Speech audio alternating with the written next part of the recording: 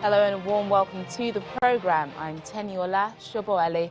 We begin today in Southeast Africa, where Cyclone Kenneth, which made landfall in Mozambique on Thursday, has been downgraded.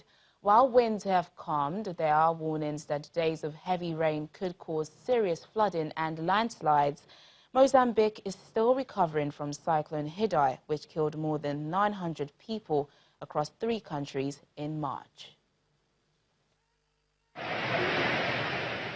Cyclone Kenneth made landfall on Mozambique's northern province of Cabo Delgado on Thursday evening, with wind speeds equivalent to a Category 4 hurricane.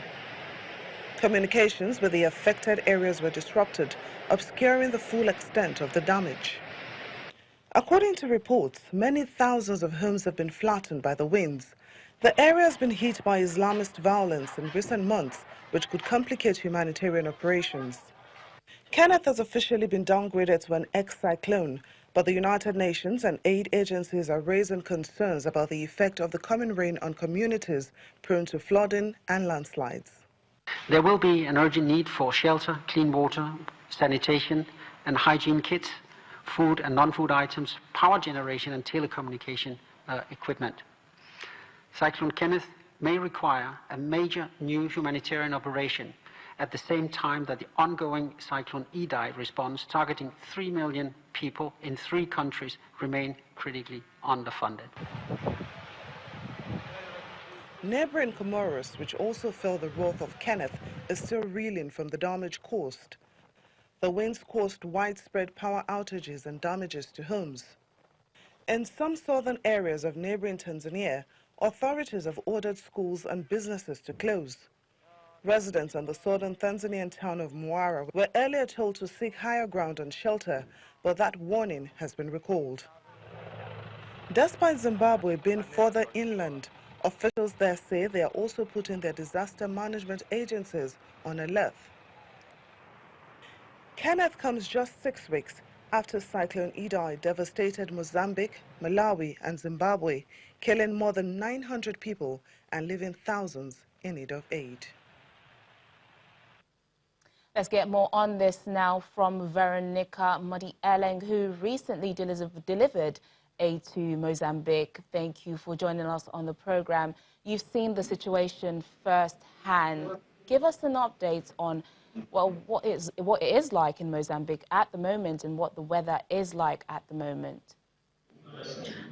Good afternoon. Thank you for having me on the show. Currently, we have a team that is in Mozambique now that left 2 days ago.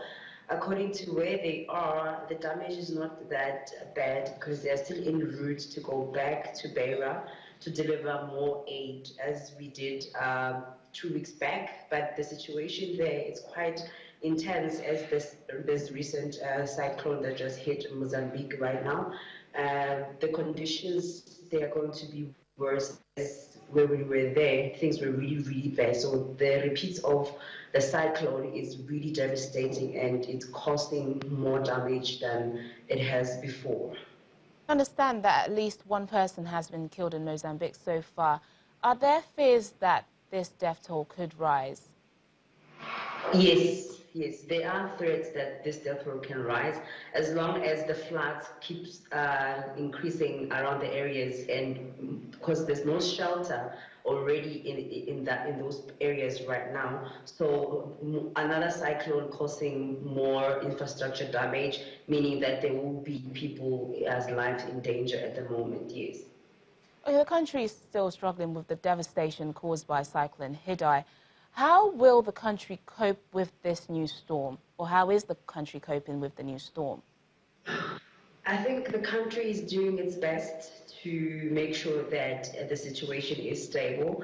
Also getting help from the South African government and citizen movement like our movement, trying to make sure that there's aid that is delivered to the people. I don't want to lie, the devastation it's huge and the country is at distress, and we hope that we'll be able to help more so that the country can be stable and remove some of the pressure to the people that are really affected by the cyclones.